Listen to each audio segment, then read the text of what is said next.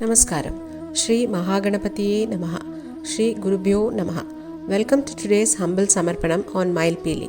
In today's Samarpanam clip, let us chant, learn and understand the first 4 slokas of Dashakam 8. After the great deluge, Lord Brahma appeared on a lotus from the navel of the Supreme Lord, which with the intention of starting the activity of creation. In this Dashakam, we will understand how this activity of creation began. Dashakam 8, Sloka 1. Evam tavat prakrita prakshayante brahme kalpe yadi me labdha janma brahma bhuyastvata evapya vedan srishtim chakre purva kalpopamanam. After the great deluge in the first kalpa, that is the Brahma Kalpa, the day when Brahma appeared, and after getting the Vedas from you, the Supreme Lord, he started the activity of creation exactly as it was in the earlier kalpa prior to the appearance of Brahma. Dashakam 8, Sloka 2. Soyam chaturyuga sahasramitanyahani तावन्मिताशरजनीर्बहुशो निनायं निद्रात्यसौ त्वयि निलीय समं स्वसृष्टैः नैमित्तिकप्रलयमाहुरतोऽस्य रात्रिम्. Lord Brahma spent 1000 set of 4 Chaturyugas as day and a similar time as night several times, and then this Brahma merges with you along with all his creation and goes into slumber. Thus, the very learned people call this time of the sleep of Brahma as causal deluge, or what is called as Naimittika Pralayam, a deluge which arises for a reason, which is Brahma's slumber or his night. The lifespan of Brahma Deva lasts for 100 of Deva years. His 12-hour day or kalpa is followed by a 12-hour night or pralaya of equal length, each lasting for 4.32 billion years. A kalpa lasts for 1000 Chaturyugas and has 14 Manvantaras and 15 Manvantara Sandhyas occurring in it.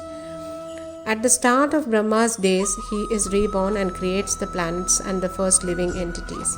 At the end of his days, he and his creations are unmanifest, which is also called partial delusion or Naimittika Pralayam.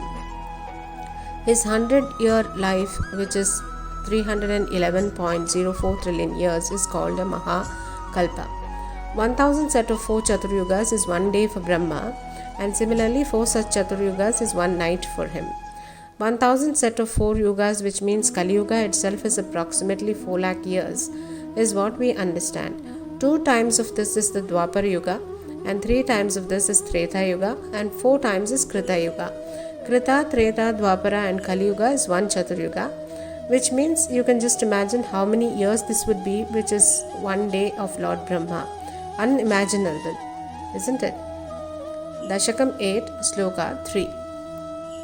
Asmadrisha punaraharmukaskrutya tulyam srishtim karotyanudinam sabhavat prasadat prag brahma kalpa janusham cha parayusham tu supta prabodhana samasti tada visrishtihi.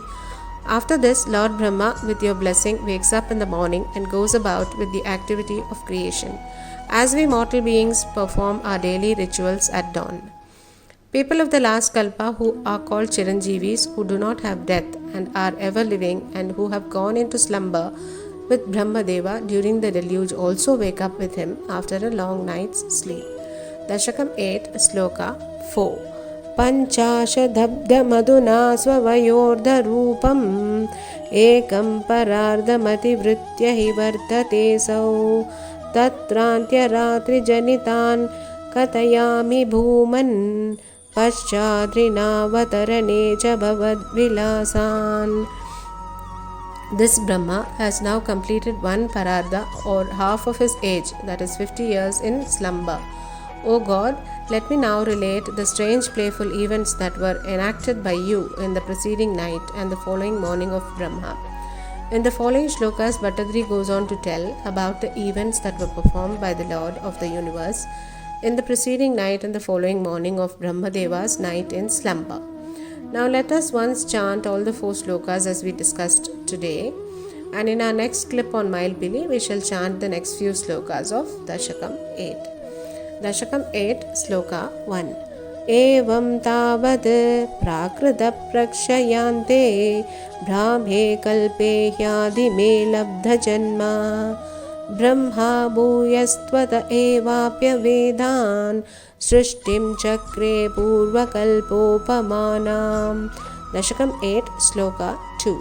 सोऽयं चतुर्युगसहस्रमितान्यहानि तावन्मिताशरजनीर्बहुशो निनाय निद्रात्यसौ त्वयि निलीय समं स्वसृष्टैः नैमित्तिकप्रलयमाहुरतोऽस्य रात्रिं. Dashakam 8, Sloka 3. अस्मादृशां पुनरहर्मुखकृत्यतुल्यां सृष्टिं करोत्यनुदिनं स भवत्प्रसादात् प्राग्ब्रह्मकल्पजनुषां च परायुषां तु सुप्तप्रबोधनसमास्ति तदा विसृष्टिः. Dashakam 8, Sloka 4. पञ्चाशदब्धमधुना स्ववयोर्धरूपम् एकं परार्धमतिवृत्य हि वर्तते सौ तत्रान्त्यरात्रिजनितान् कथयामि भूमन् पश्चादिनावतरणे च भवद्विलासान्. हरे कृष्ण. गोविन्द नाम संकीर्तनं गोविन्द गोविन्द. नारायण अखिल गुरु भगवन् नमस्ते. श्री हरे नमः. श्री महापेरियवा शरणम्.